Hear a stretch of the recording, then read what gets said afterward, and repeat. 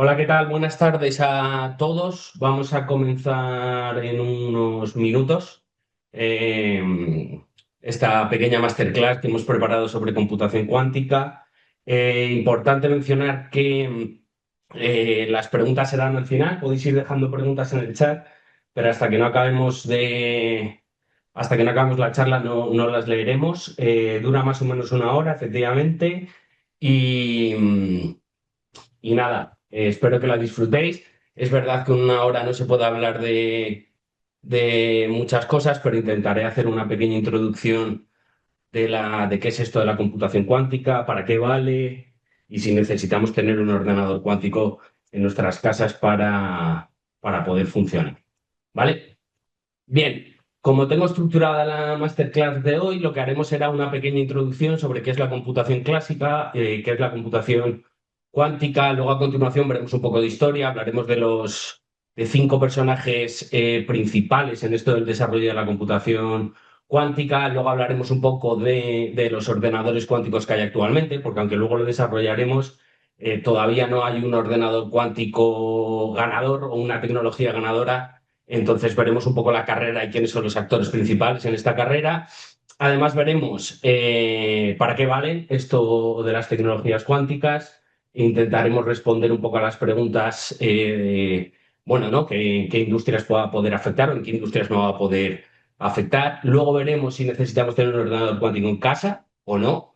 Y ya para el final haremos una pequeña reflexión y ya comentaremos y ya abriremos el turno de las preguntas para todo el mundo que tenga algún tipo de preguntas. Antes de comenzar, soy esta persona de aquí, soy ingeniero de teleco por la Universidad Autónoma de Madrid, especializado en computación cuántica e inteligencia artificial y además soy docente en el IEP en inteligencia artificial, en el máster de inteligencia artificial aplicada. No sé si hay algún alumno o alumna aquí, pero os mando un saludo a todos y espero que estéis acabando ya los proyectos de aplicación que tenéis de mis asignaturas.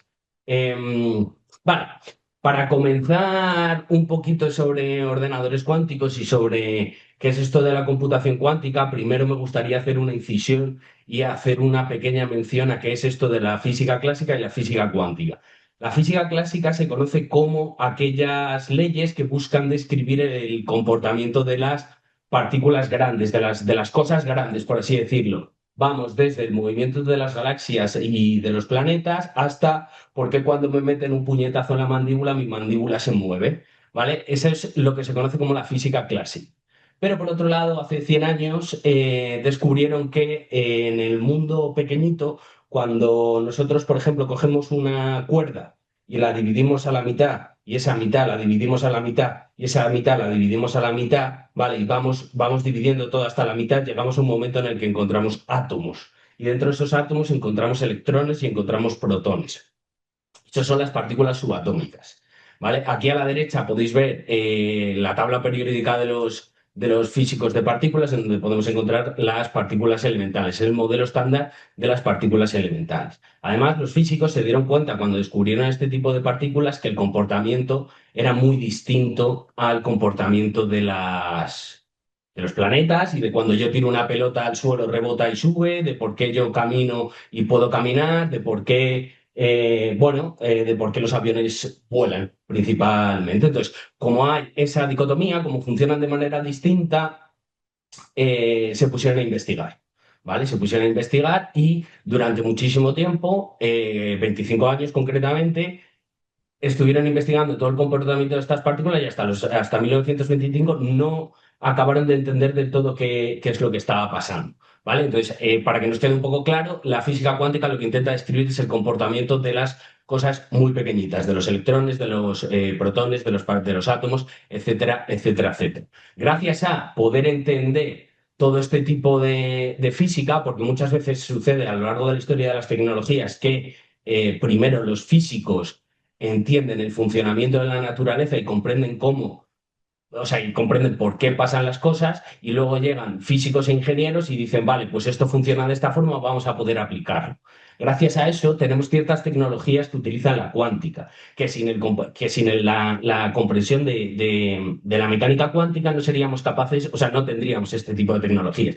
Aquí os he puesto tres, hay muchas más, ¿vale? Pero no tenemos 10 horas, entonces no vamos a hablar de todas ellas. Además, este tipo de tecnologías cuánticas no utilizan todas las propiedades de la mecánica cuántica, como veremos con los ordenadores cuánticos.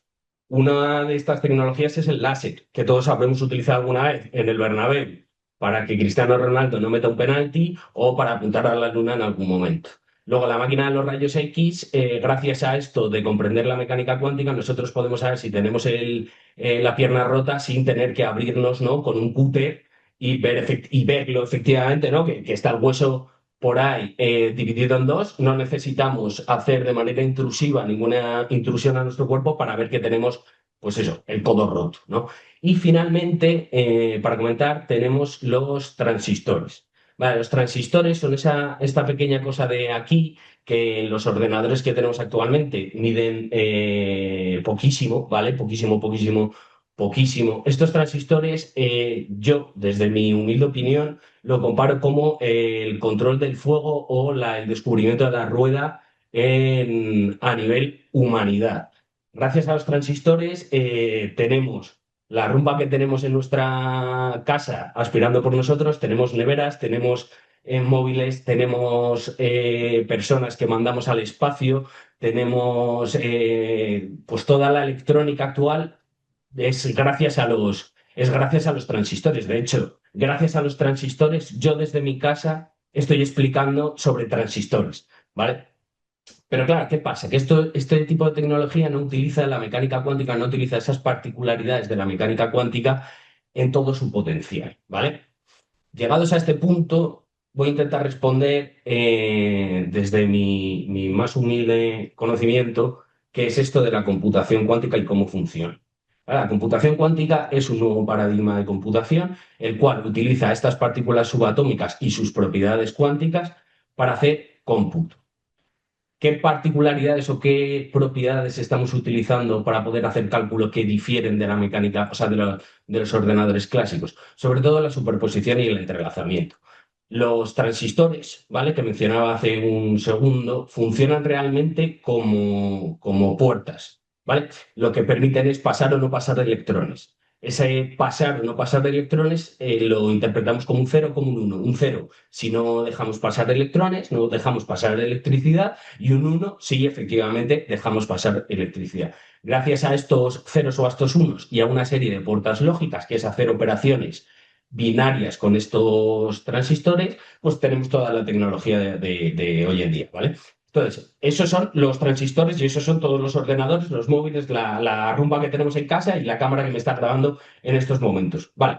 Ahora, la computación cuántica lo que utiliza, como he mencionado, es las partículas subatómicas, un electrón o un átomo o un fotón para hacer cómputo. Vale, ese electrón o ese átomo lo que lo llamaremos la unidad básica de información, que es el qubit, que son los quantum bits, que son los bits cuánticos, los unos y ceros de lo clásico, pero ahora son cuánticos. Este spin, lo que vamos a decir, ¿vale? Así a grosso modo, es que puede estar apuntando hacia arriba o hacia abajo o a ambos al mismo tiempo. Esto lo interpretamos como si apunta hacia arriba es un uno, si apunta hacia abajo es un cero, y si apunta hacia un lado que no es ni el uno y el cero, es una superposición de estados. Aquí podemos ver cómo se describe esa superposición de estados, que se describe mediante una función de onda o mediante un ket que se conoce, ¿vale? Aquí lo que podemos ver es que efectivamente nuestro estado está en un estado de superposición entre el cero y el uno.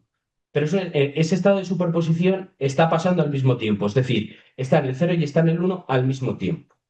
Vale, debido a esta superposición, si nosotros tenemos más de un qubit, nosotros podríamos, por ejemplo, configurar nuestro sistema para que el estado global sea o los dos espines mirando hacia arriba o los dos espines mirando hacia abajo. Es decir, los dos en el cero o los dos en el uno. Solo esas dos posibilidades. A ese estado se le conoce como un estado entrelazado. ¿Por qué? Porque no podemos explicarlo. Dicho de una manera técnica y para que lo podáis comentar con vuestra familia, ¿vale? Es que no se puede explicar el estado, o sea, el estado entrelazado no puede representarse como el producto tensorial de los estados individuales. Pero, ¿qué quiere decir esto para que lo entendamos por si nos preguntan en la cena de Navidad? Lo que quiere decir es que hay más información en el sistema cuántico que en los sistemas individuales. Además, esto no es más que una correlación entre las medidas. No es que por tener dos estados entrelazados, podamos teletransportarnos y podamos viajar al pasado y toda esa parafernalia de Hollywood que sucede y que les funciona también en las películas, pero que es mentira. ¿Vale? Lo que estamos transmitiendo es información. Cuando yo tengo, por ejemplo, dos qubits que pueden estar los dos hacia arriba o los dos hacia abajo, es decir, los dos en el uno o los dos en el cero, ¿vale? Y yo le doy a cualquier persona que está aquí uno de los qubits sin mirarlo y el otro me lo quedo yo, si nosotros no separamos en espacio y tiempo, es decir, tú coges una nave espacial y te vas al otro lado del sistema solar, ¿vale? Y yo miro mi qubit, si yo lo miro hacia arriba, como sabía que los dos estaban hacia arriba o estaban hacia abajo, si uno de ellos está hacia arriba, automáticamente yo sé que el otro está hacia arriba, ¿vale? Colapsa en el estado hacia arriba. ¿Qué pasa? Antes de que yo mire mi estado, ¿vale? Mi qubit, yo no sé en qué estado está y no está en ninguno de los estados, ¿vale? Entonces yo lo miro, tengo un uno y yo ya sé que José Manuel al otro lado del sistema solar tiene el otro qubit mirando hacia arriba, ¿vale? Y ese qubit ya está mirando hacia arriba. ¿Qué pasa? Que José Manuel no lo sabe. Entonces la información no viaja, o sea, lo que yo necesito transmitirle a José Manuel mediante un canal normal es la información. Entonces no violamos la relatividad de Einstein, ¿vale? Para que os quedéis tranquilos todos y durmáis esta noche, no vamos a violar la relatividad de Einstein con esto de la cuántica, ¿vale? ¿Qué pasa? Que como estamos pudiendo ver, la cuántica es realmente rara. Como mencionaba hace un par de minutos, cuando nosotros tenemos un sistema en superposición, por ejemplo, entre un cero y un uno, y le vamos metiendo qubits, esto lo que nos está dando es una capacidad de cómputo que va aumentando de manera exponencial. Aquí a la izquierda, ¿vale? Os he preparado dos gráficas, ¿vale? Que realmente representan lo mismo, pero en una tenemos hasta 9 qubits y 9 bits y en la otra hasta 19 qubits o 19 bits. La capacidad, la cantidad de estados que podemos llegar a tener con computación clásica es lineal, es decir, si yo tengo un solo bit, puede estar en el cero o puede estar en el uno. Es decir, un bit, un estado. Un qubit puede estar en el cero, puede estar en el uno o puede estar en ambos a la vez. Es decir, un qubit, dos estados. ¿Vale? No hay tanta diferencia, ¿no? Pero es que con dos bits yo puedo estar en el cero y en el cero, en el cero y en el uno, en el uno y en el cero y en el uno y en el uno. ¿No? Pero solo dos estados al mismo tiempo. Es decir, uno de los bits lo tengo en un estado y el otro de los bits lo tengo en otro estado, pero no en ambos a la vez. Entonces tengo dos posibilidades. Con los qubits, al poder ponerlo en superposición, tengo cuatro posibilidades. Si vamos aumentando esa cadena, pues podemos ver que con 9 bits tenemos 9 posibles estados, pero con 9 qubits tenemos 512 concretamente posibles estados, ¿vale? Es 2 elevado a n, ¿vale? Para el que le gusten las matemáticas, es 2 elevado a n posibles estados, ¿vale? Con todo esto que tenemos, esto es maravilloso, es una ventaja competitiva abismal porque con 500 qubits, por ejemplo, tendríamos 2 elevado a 500 estados, entonces tendríamos una potencia de cálculo abismal. ¿Qué pasa? Que, como bien pone ahí arriba, la cuántica es rara, ¿vale? Y hay un problema. En el momento en el que yo quiero medir o quiero mirar cuánto valen mis qubits, dejan de estar en un estado de superposición y esa posibilidad que antes tenía de estar en el cero o de estar en el uno colapsa en uno de los dos y pasa a ser un bit normal, pasa a ser un uno o pasa a ser un cero. Si yo tengo un millón de posibilidades de estados, antes de yo mirarlo, ¿vale? Antes de yo mirar mi qubit, tenemos, o sea, los qubits pueden estar en ese millón de posibilidades, pero al mirarlo colapsa a una de ellas, cada qubit a una de ellas, ¿vale? Esto es la interpretación de Copenhague, ¿vale? De la mecánica cuántica, dice que colapsa la función de onda, pero lo que yo me quiero que nos quedemos con esto es que mientras dure los estados cuánticos, yo tengo mucha ventaja.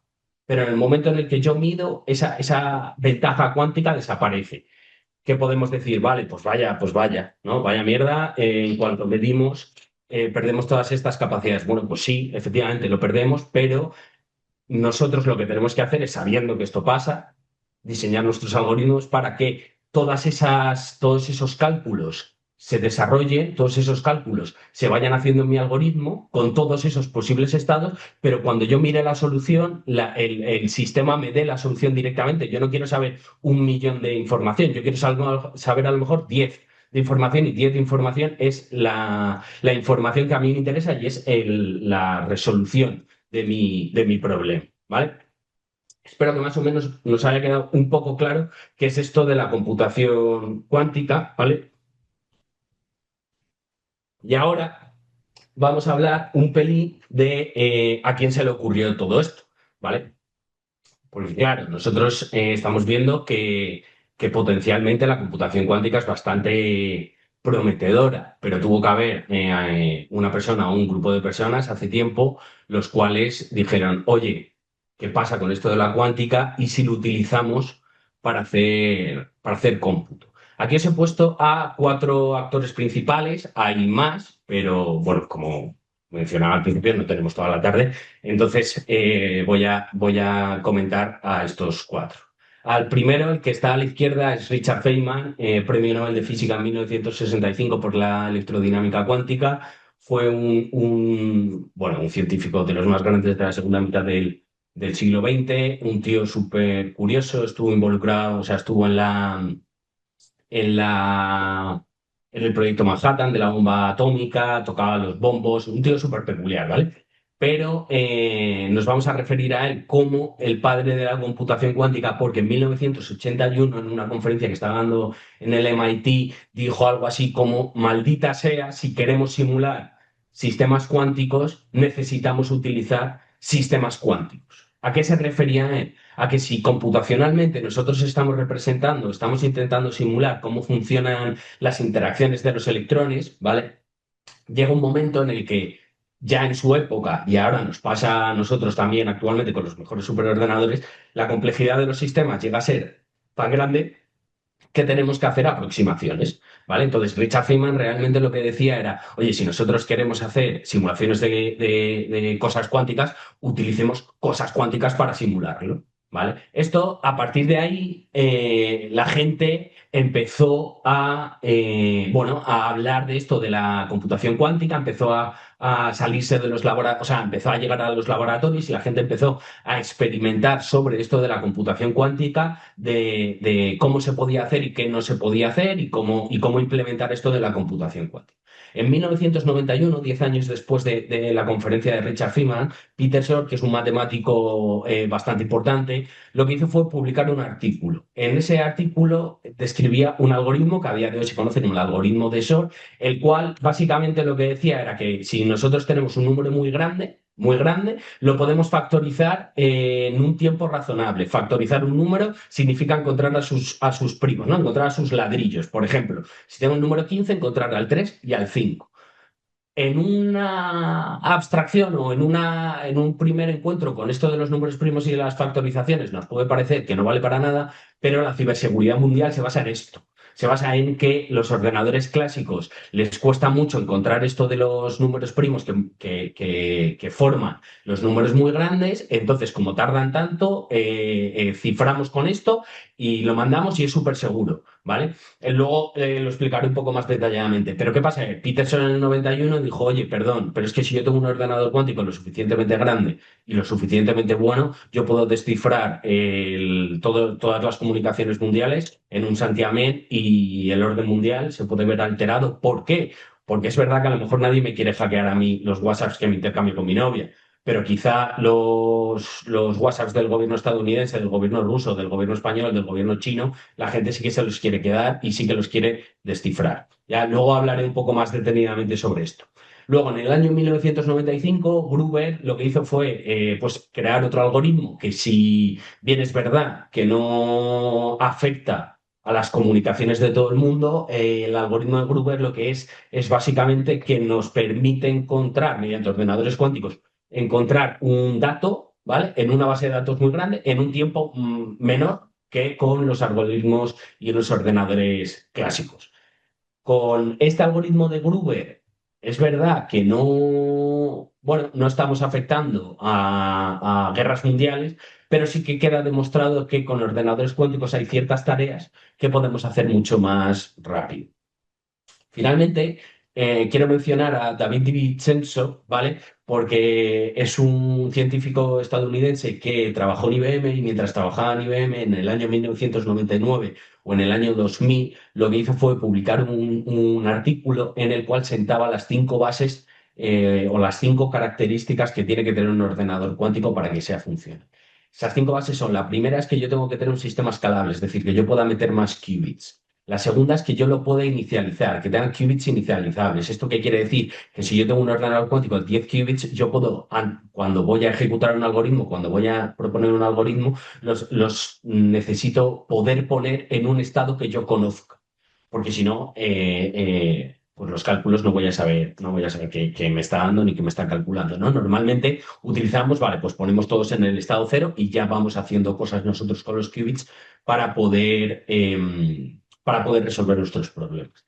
El tercero es el tiempo de decoherencia. ¿Esto qué quiere decir? Las peculiaridades de la mecánica cuántica que mencionaba al principio de entrelazamiento y superposición tienen un tiempo. Es decir, la cuántica, ¿vale? Las partículas subatómicas son bastante especialitas, ¿vale? Y necesitan estar en unas condiciones bastante ideales para poder tener estas características cuánticas. Y además, estas características cuánticas no duran eternamente, ¿vale? Porque interaccionan con el entorno, vuelven a su estado inicial, etcétera, etcétera. Entonces, aquí lo que Di Vincenzo quería proponer era que yo necesito tener un estado cuántico, un estado coherente cuánticamente durante más tiempo, ¿vale? Que el tiempo que tarda en ejecutarse mi algoritmo. Es decir, si mi algoritmo tarda 20 segundos, por ejemplo, me lo estoy inventando, el tiempo cuántico debe de ser de mínimo 30 segundos. ¿Por qué? Porque si tarda menos, la ventaja se pierde y para eso ya tenemos ordenadores clásicos. La cuarta es que necesitamos un conjunto universal de puertas cuánticas. Cuando nosotros estamos, esto lo que quiere decir es que cuando nosotros estamos creando un algoritmo cuántico, lo que estamos haciendo realmente es operar los qubits con puertas lógicas cuánticas, al igual que con los transistores existen las puertas lógicas, pero son clásicas, con los ordenadores cuánticos existen las puertas lógicas cuánticas, ¿vale? Por ejemplo, si yo tengo un estado cero, ponerlo en un estado de superposición mediante algún tipo de operación o algo que haga que mi qubit pase de estar en el cero a pase de estar en el estado de superposición. Estas puertas tienen que ser universales, es decir, tenemos que tener un conjunto de puertas, 5, 10, 20, un conjunto de puertas finitas, por supuesto, que sean universales, es decir, que me valgan para hacer cualquier tipo de algoritmo cuántico. Y ya para finalizar con el quinto principio, la quinta base que necesita un ordenador cuántico, es que es la capacidad de medir de manera individual. Con esto a lo que se refería Di Vincenzo es que si yo tengo un ordenador cuántico de 10 qubits, por ejemplo, yo debo de tener la posibilidad de medir uno de los qubits, el qubit número 3, sin afectar a el resto, ¿vale? Ahora, como mencionaba al principio, bueno, a partir de Di Vincenzo no es que no haya habido ninguna persona más relevante en el mundo y todo esté estancado, pero estos son un poco los padres fundadores o de los actores principales de hace 20, 30 y 40 años que iniciaron todo esto de la computación cuántica o que marcaron un cambio bastante importante. Me gustaría mencionar también en España. Actualmente, Ignacio Cirac es una de las personas más referentes en el mundo sobre computación cuántica con fotones y con comunicaciones cuánticas, que no lo he puesto aquí, pero que también es bastante, bastante, bastante, bastante importante y bastante influyente a día de hoy. Ahora, como mencionaba al principio, en los ordenadores cuánticos lo que podemos hacer es necesitamos realmente cualquier partícula que pueda estar en un estado de superposición, cualquier partícula que pueda entrelazarse con otra partícula. Como la naturaleza es cuántica, tenemos distintos tipos de tecnologías cuánticas para hacer ordenadores. Aquí os he puesto tres, hay más, ¿vale? Pero, pero por supuesto, pues no tenemos toda la tarde para comentar todos los tipos de tecnologías. Estos tres me parecen bastante importantes. El primero son los ordenadores cuánticos basados en superconductores. Estos ordenadores cuánticos son los que están construyendo IBM, los que están construyendo los de Google. En España tenemos una empresa en Barcelona que se llama Kilimanjaro. En el BSC de Barcelona, que es el Barcelona Supercomputing, tenemos de hecho dos ordenadores cuánticos basados en superconductores de la empresa de Kilimanjaro. Bueno, estos ordenadores, desde mi punto de vista, llevan la delantera, llevan la ventaja, pero todavía no hay un claro ganador. Por otro lado, tenemos, por ejemplo, a Xanadu, que es una empresa estadounidense, si no me equivoco, o de Canadá, que hace ordenadores cuánticos con fotones. Es decir, los fotones, que es la partícula de la luz, lo que hacemos es hacer cálculos con fotones. Además, la ventaja que tiene este tipo de ordenadores cuánticos es que si yo quiero interconectar varios ordenadores cuánticos entre ellos, claro, necesito mantener el estado cuántico si quiero que sea realmente útil esto de hacer computación cuántica distribuida. Lo, la acción, o sea, la tecnología principal o la tecnología que se va a utilizar son mediante fotones. Entonces, si yo ya tengo un ordenador cuántico que funciona con fotones y tengo, por ejemplo, fibra óptica, que es la fibra clásica que teníamos, también se pueden enviar fotones. De hecho, ya hay experimentos que están enviando fotones o información mediante QKD, mediante fibra óptica normal, ¿vale? Pero bueno, volviendo al caso, si yo tengo varios ordenadores cuánticos basados en fotónica y puedo enviar información cuántica de unos a otros sin tener que medir el estado y luego volver a prepararlo, es mucho más idílico. Y luego, para terminar, IonQ es una empresa que está haciendo ordenadores cuánticos basados en iones atrapados, que lo que hacemos es, tenemos una serie de iones atrapados en un campo electromagnético y utilizamos la luz ahora para poder hacer ese tipo de rotaciones, que es ese tipo de operaciones que queremos hacer con los qubits. Estos son ordenadores cuánticos universales, hay más tipos, pero estos son los ordenadores cuánticos basados en bueno, superconductores fotónica y iones atrapados, pero que sirven para hacer computación cuántica con puertas, lo que hablábamos antes que Di Vincenzo había dicho, ¿no? Necesitamos un conjunto universal de puertas. ¿Qué pasa? Que hay otro tipo de computación cuántica, ¿vale? Hay otro tipo de ordenadores cuánticos que no utilizan puertas cuánticas, que es el quantum annealing. La empresa, una de las empresas más importantes de esto del quantum annealing es la empresa D-Wave, ¿vale? El quantum annealing no vale para todos los tipos de problemas, o sea, no es universal, no es computación cuántica universal, no nos vale para resolver todos los tipos de problemas. La computación cuántica basada en quantum annealing lo que hace es nos resuelve problemas de optimización, ¿vale? Se basa en el quantum annealing, en el tunneling cuántico, que no vamos a entrar en detalles, pero básicamente lo que nosotros con un problema de optimización, por ejemplo, es yo tengo un 50 millones y quiero invertir en 10 empresas del SP500. La cantidad de posibilidades de meter dinero en X empresas y cuánto dinero es abrumadora, pero al final no es más que un problema de optimización en el cual yo quiero encontrar la combinación perfecta o la combinación óptima para maximizar mis beneficios y reducir el riesgo. Pues resuelve este tipo de problemas. Yo lo que tengo es una configuración inicial de mi problema, lo configuro en una cosa que se llama cubo, que es un tipo de problemas o un tipo de estructuras matemático, y dejo que el ordenador cuántico haga sus cosas y luego ya leo la solución. Y cuando leo la solución es la configuración óptima de mi problema. Vale, por aquí tenemos el Quantum Annealing, que lo que digo es una tecnología que está en uso. De hecho, el año pasado, en 2025, vendieron un ordenador cuántico al Departamento de Defensa de Estados Unidos, si no me equivoco, y llevan vendiendo ordenadores cuánticos desde hace años, pero solo nos vale para resolver este tipo de problemas. Y luego, por otro lado, hay una cosa que se llama ordenadores, o sea, qubits topológicos, ¿vale? Que tienen una ventaja bastante grande. Este tipo de qubits se basan en las partículas de Majorana, que lo que básicamente está la información, o sea, la ventaja que tiene es que tiene la información distribuida, ¿vale? No está localizada en un punto. ¿Esto qué ventaja tiene? Que es robusta frente a errores locales, ¿vale? Como tenemos la información distribuida, si me falla aquí algo, yo tengo la información distribuida en mi sistema, ¿no? Físicamente, espacialmente. Entonces, si me falla aquí algo, pues no me afecta a la información de manera local. Esta es la carrera que está queriendo correr Microsoft, ¿vale? Es una carrera que están corriendo solos, básicamente, y van más atrás No existen qubits topológicos todavía, es todo bastante teórico. El año pasado sacaron un paper que luego retiraron. Bueno, como os decía, es una carrera, no sabemos a dónde van a llegar, cada uno tiene sus ventajas, cada uno tiene sus desventajas.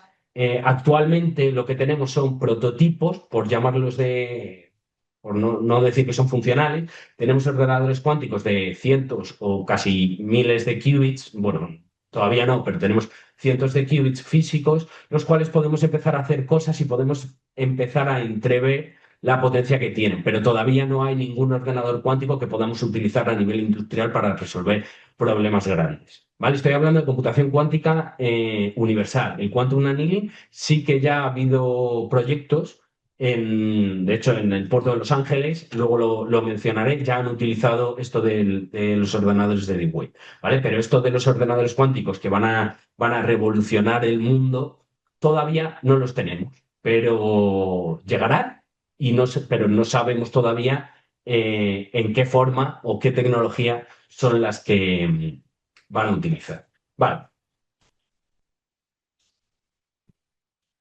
claro, todo esto está muy bien, ¿no? Hemos entendido qué es esto de la computación cuántica, hemos hablado un poco de las tecnologías que hay, qué empresas pueden estar funcionando, qué empresas no están funcionando, Richard Feynman, David Senso, pero ¿para qué nos van? ¿Vamos a tener un Fortnite cuántico? Pues, José Manuel, de momento, no.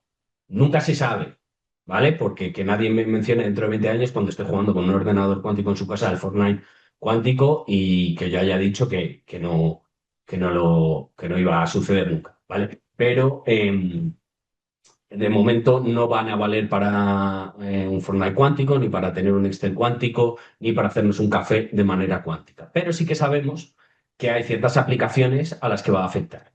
La primera es la ciberseguridad. Como mencionaba antes, el algoritmo de Shor ponía en entredicho las comunicaciones mundiales debido a que está basado en el algoritmo RSA, ¿vale? O sea, uno de los algoritmos para cifrar las comunicaciones es este algoritmo RSA, que lo que se basa es en lo que explicaba antes, ¿no? Yo tengo un número muy grande y para poder leer los mensajes tengo que encontrar los mensajes que son los mensajes que yo le envío, por ejemplo, a mi novia, una transferencia bancaria va cifrada, ¿vale? Ese número grande es público, pero los números pequeñitos, el 3 y el 5, los tengo yo y mi novia y con ese 3 y con ese 5 yo puedo leer los mensajes que me envía mi novia y mi novia puede leer los mensajes que le envío yo, pero ese 3 y ese 5, la clave privada la tenemos solo nosotros, nadie más la tiene. Pero si alguien encuentra ese 3 y ese 5 sí que podría leer mis mensajes.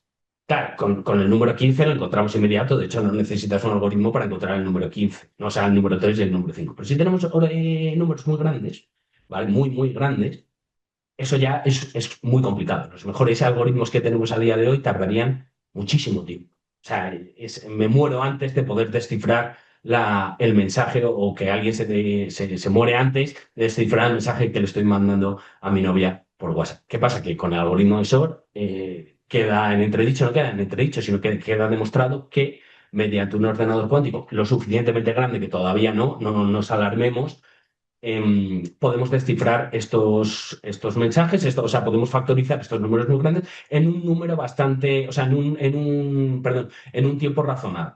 Además, otra cosa bastante importante de la computación cuántica aplicada a la ciberseguridad es la generación de números aleatorios. La generación de números aleatorios en ciberseguridad es bastante importante y nosotros, si hay alguien que programe en la clase, sabrá que si tú con Python quieres generar algo con números aleatorios y quieres generar números aleatorios, realmente son pseudo aleatorios, ¿vale? Utilizan información del sistema para hacer sus cálculos y no sé qué, y no son aleatorios al 100%. La computación cuántica, al ser inherentemente probabilística, sí que nos permite generar este tipo de números aleatorios. Luego, por otro lado, nos vamos a farmacia física de materiales. Es un poco entender la naturaleza y simular la naturaleza hasta su nivel más básico. Es un poco la visión que tenía Richard Feynman con todo esto. Si nosotros tenemos la capacidad de coger partículas, ¿vale? Y moléculas y ver cómo sus electrones y los átomos van interactuando entre ellos y cómo se juntan y cómo se desjuntan y las propiedades que van adquiriendo a niveles grandes, podemos generar desde fármacos desde fármacos contra distintas enfermedades hasta materiales nuevos que sean resistentes a temperaturas altas, a temperaturas bajas, a sistemas de presión súper elevados, a sistemas de presión súper bajos, flexibles, no flexibles. Vamos a poder generar un montón de nuevos materiales, por ejemplo, también para las baterías de los coches eléctricos, para que nos almacenen mucha más energía y sean mucho más optimizables, ¿vale? Luego, por otro lado, la inteligencia artificial. La inteligencia artificial, la computación cuántica tiene una relación que va en fases. En la primera fase de la relación, la inteligencia artificial va a ayudar a la computación cuántica a varios niveles. Por un lado, seguimos teniendo que diseñar estos tipos de chips, ¿vale? Estos tipos de chips cuánticos tenemos que ir mejorándolos y tenemos que ir diseñando y aumentando la capacidad de qubits que tenemos en los chips. Entonces, en un primer estadio, la inteligencia artificial va a ayudar a diseñar este tipo de chips y además a diseñar algoritmos y mejorar los algoritmos cuánticos que tenemos. Y en cuanto la computación cuántica sea lo suficientemente grande y sea lo suficientemente útil, va a ayudar a la inteligencia artificial. Si hay aquí algún alumno mío de la asignatura de Deep Learning, sabrá que entrenar una red neuronal no es más que un problema de optimización. Entonces, como hemos mencionado en más de una ocasión, la computación cuántica es muy buena optimizando, que al final entrenar una red neuronal no es más que encontrar la configuración de los pesos adecuados para que mi función de error sea lo mínimo posible, ¿vale? Y luego, por otro lado, como hemos mencionado al principio, la computación cuántica, al meter más qubits, tiene una capacidad de cómputo mucho más elevada. Entonces, mediante esa esa capacidad de cómputo más elevado, lo que tenemos es muchísima capacidad de hacer cálculos. Entonces, podemos analizar muchísimos más datos que de forma clásica no podíamos. Y ya para finalizar, otra vez el problema de optimización, como el problema que he mencionado al principio, el de las inversiones y luego por ejemplo, el del puerto de carga. En los puertos de carga, cuando tú tienes que mover los contenedores que hay, pues para sacarlos o para meterlos o para hacer pues ordenar el puerto de carga, ir sacando o no en los barcos, esos movimientos cuestan muchísimo dinero. Entonces, si yo puedo tener algún tipo de sistema en el cual me optimice esos movimientos, voy a ganar o voy a dejar de gastar muchísimo dinero. De hecho, lo que decía en el puerto de Los Ángeles, utilizaron un ordenador cuántico de Wade y optimizaron creo que en un 60% los movimientos de las grúas y de los contenedores, sacando más contenedores, ¿vale? Vale, una pequeña reflexión que me gustaría haceros aquí es que realmente esto es algo que sabemos que podría funcionar cuando tengamos ordenadores cuánticos lo suficientemente grandes y lo suficientemente robustos frente a esto de los errores y la decoherencia, pero estoy bastante seguro de que la aplicación que nos va a dejar con los ojos abiertos y alucinando todavía no la conocemos, ¿no? En cuanto llegan esos ordenadores cuánticos, a alguien se le ocurrirá esa aplicación que cambie el mundo para siempre y por eso hay que seguir investigando y hay que seguir trabajando en esto para encontrar, bueno, pues eso que vaya a cambiar el mundo con los ordenadores cuánticos.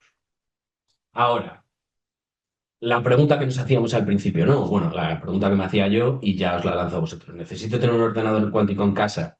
La respuesta es que no, o no de momento.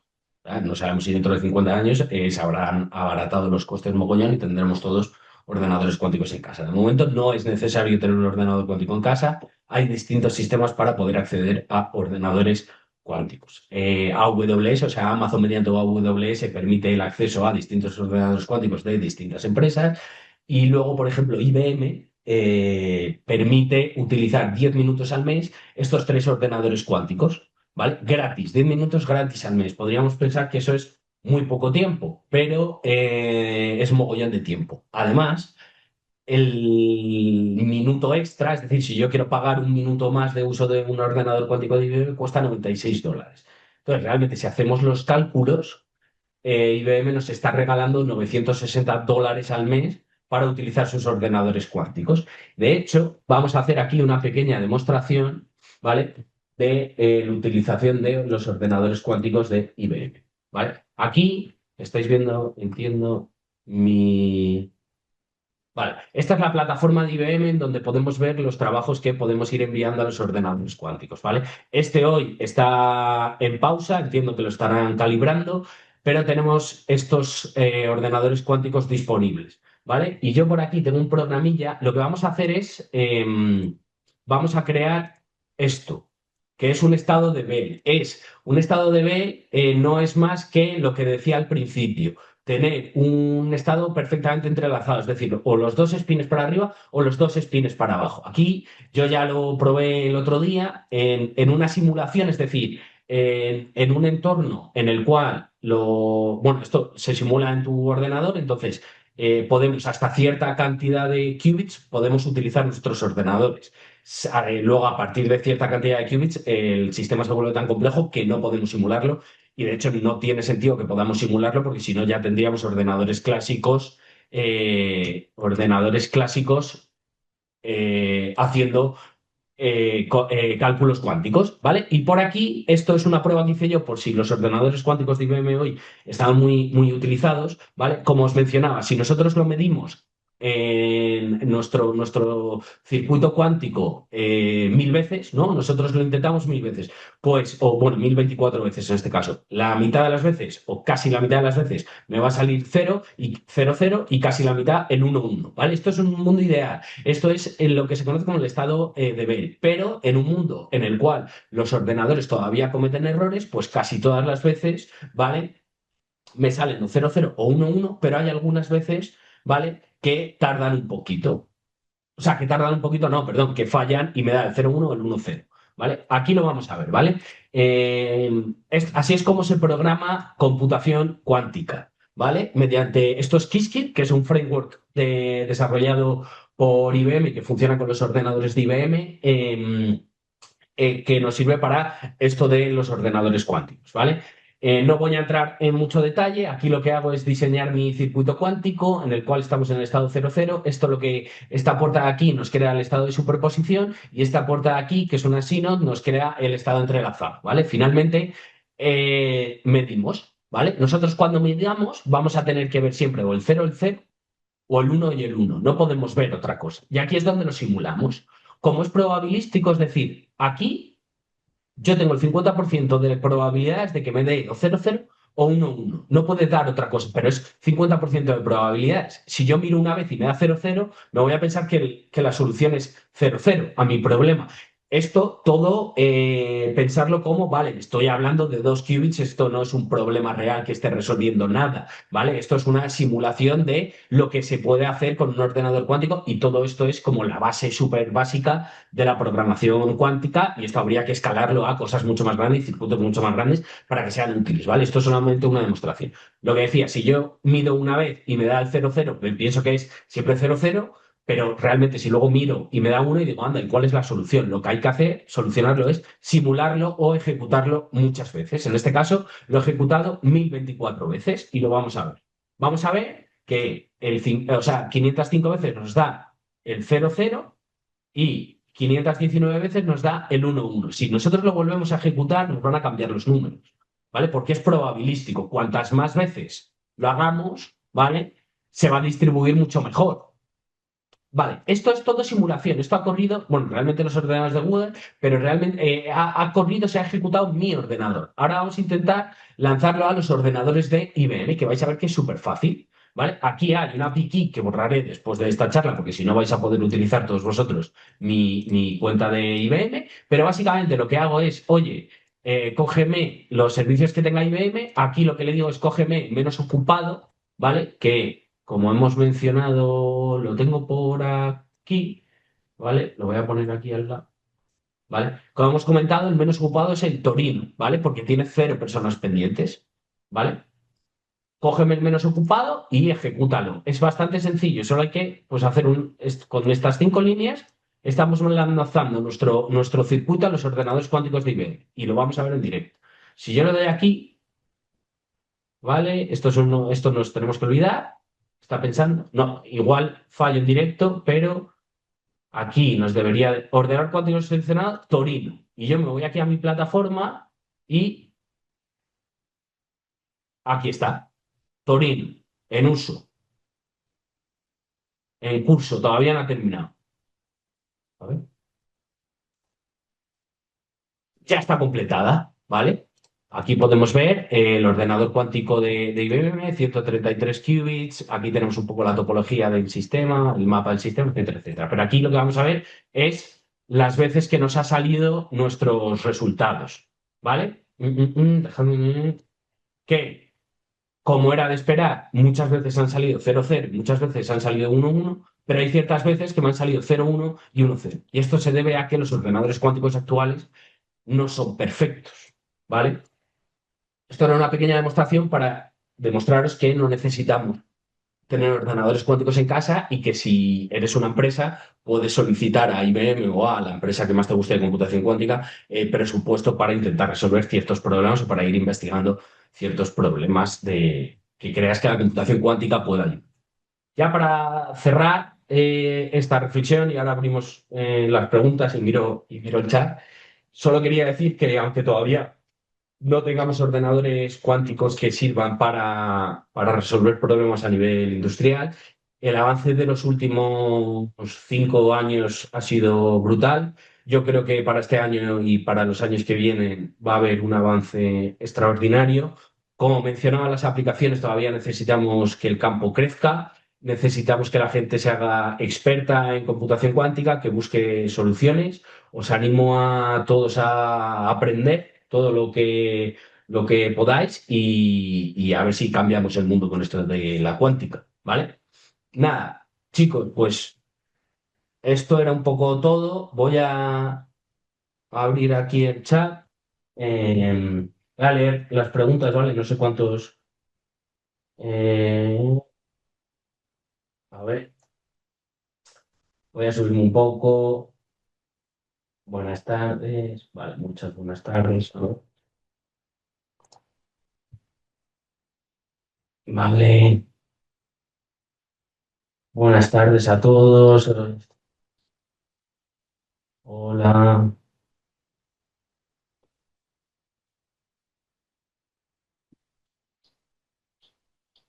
Pues a ver. Vale, Mauricio pregunta, ¿entrar la red neuronal podría de alguna manera vulnerar nuestra privacidad?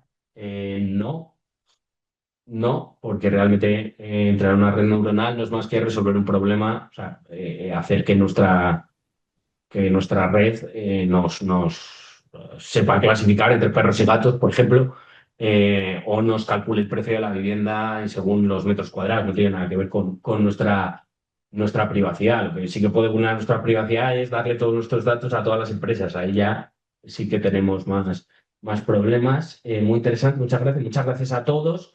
Espero que os haya gustado, espero que hayáis entendido por lo menos lo básico. Es verdad que hay muchas cosas que se quedan en el tintero y esto es bastante, bueno, bastante técnico y bastante profundo como para contarlo en una hora, pero bueno, por lo menos eh, eh, nos hemos quedado un poco, o por lo menos con la espinita de querer aprender más. Aquí me preguntan, ¿qué libros recomiendas para iniciarse en este mundo de la computación cuántica? Vale, a nivel divulgativo hay un libro que se llama Supremacía Cuántica de Michio Kaku, que es un físico teórico americano bastante bueno. Ese libro es de divulgación. Si quieres un libro técnico, el padre de los libros se llama Quantum Information and Quantum, o sea, Computation and Quantum Information Nietzsche Chuan, ¿vale? Es este de aquí. Bueno, no se ve nada, de hecho, ¿vale? Este de aquí, este libro es técnico, este libro hay que sentarse o sea, no te lo lees y no te cuenten historia, ¿vale? Es el que se utiliza para estudiar, ¿vale? Si Microsoft no ha podido resolver el tema de las pantallas azules como por tema de overflow de memoria, ¿cómo están pensando en correr si no camina? Bueno, realmente son problemas distintos. Veremos a ver lo que hacen. En Microsoft hay gente bastante buena. Sí que es verdad que lo que decía al principio, de momento no sabemos, o sea, de momento es todo teórico, ¿vale? Lo que propone Microsoft. Muchas gracias por responder mi pregunta. Lo deberíamos usarlo. ¿Qué libro técnico que recomiendas abordar el Python para simulaciones con IBM Quantum? Vale, en la plataforma de IBM, vale, que me voy a meter un segundo yo aquí, a ver, y os lo enseño. la plataforma de IBM Quantum, sin necesidad de iniciar sesión, ¿vale? A ver si me deja por aquí. Vale, aquí tenéis muchas cosas, ¿vale? Aquí tenéis Qiskit, bueno, igual lo veis un poco pequeño, ¿vale? Tenéis mogollón de información. Luego lo que yo os quiero enseñar es aquí en recursos, Learning, ¿vale? Y aquí tenéis un montonazo de cursos, un montonazo de cosas, superposición, incertidumbre, tenéis un montón de recursos, ¿vale? Luego el libro técnico, el que os decía, Quantum Computation and Quantum Information, pero ahí no te enseña a programar en Qiskit, ahí te enseñan los fundamentos de la computación cuántica y de la información cuántica. Vale, ahora, ¿la IA utiliza los computadores cuánticos actualmente? No. O sea, se hace inteligencia artificial cuántica, ¿vale? Para una serie, pues para, sobre todo, ahora se está viendo a ver cómo aplicar la cuántica, la inteligencia artificial y cómo desarrollar ciertos algoritmos de inteligencia artificial cuántica. Pero lo que os decía, todavía tenemos prototipos de ordenadores cuánticos y, y todavía no valen, pues, por ejemplo, para entrenar una red neuronal lo suficientemente grande, pero ya hay distintos tipos de, como los quantum kernel, las redes neuronales cuánticas, que, bueno, vislumbran el camino de esto de la inteligencia artificial cuántica. Vale. Hola, soy de Cuba. ¿Cuál es su opinión sobre el Q-Day o riesgo cuántico para la criptografía en general y las criptomonedas en particular? El propio Larry Fink habló sobre eso. Bueno, yo no soy experto, pero es que eso no depende, bueno, o sea, el problema de esto es que en cuanto haya ordenadores cuánticos lo suficientemente grandes, ya se va a poder descifrar ese tipo de mensajes.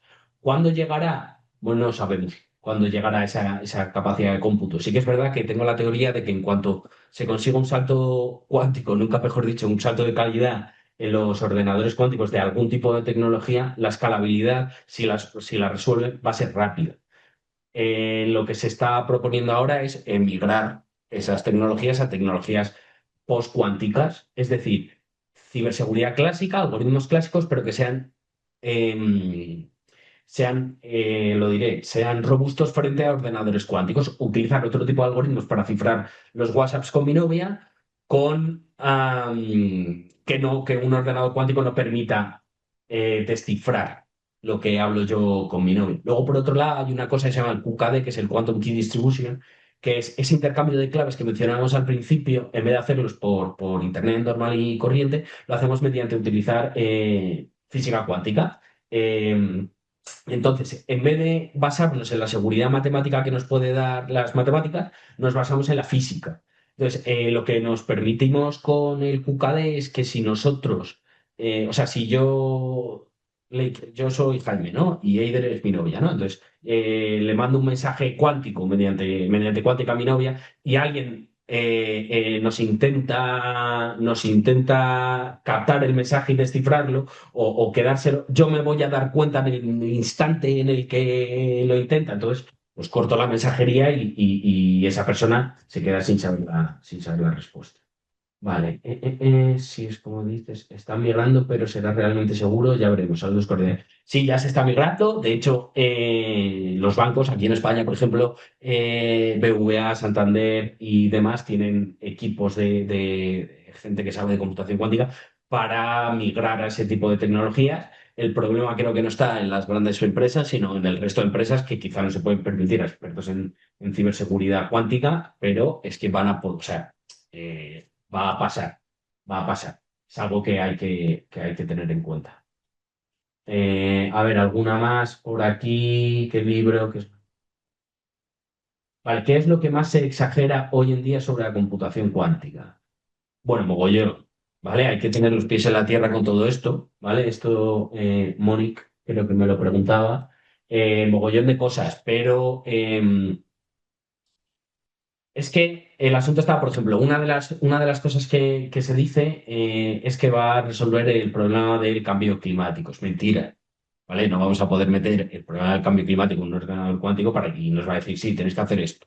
No. Pero lo que sí que, o sea, si nos quedamos con el titular, nos la están colando. Pero sí, si nos vamos un poco al trasfondo de por qué se dice eso, es porque realmente vamos a poder utilizar la computación cuántica para solventar ciertos problemas, que la suma de esos problemas van a mejorar esto del cambio climático. Por ejemplo, las baterías de los coches eléctricos. Si yo tengo baterías de coches eléctricos que me funcionan mucho mejor que las actuales y duran más y no contaminan una vez que están acabadas, la gente va a ir migrando poco a poco a ordenadores, a coches eléctricos, entonces pues poco a poco se va a ir, bueno, esa emisión de CO2 de los coches va a ir disminuyendo. Vale, creo que no hay ninguna pregunta más. A ver, nada, pues espero que os haya gustado, la verdad, que hayáis disfrutado, que por lo menos alguien, si alguien no sabía que era esto de la cuántica, lo sepa y al que esté interesado, que siga investigando, que siga aprendiendo y necesitamos a gente que descubra cosas cuánticas, ¿vale? Muchas gracias a todos y hasta luego.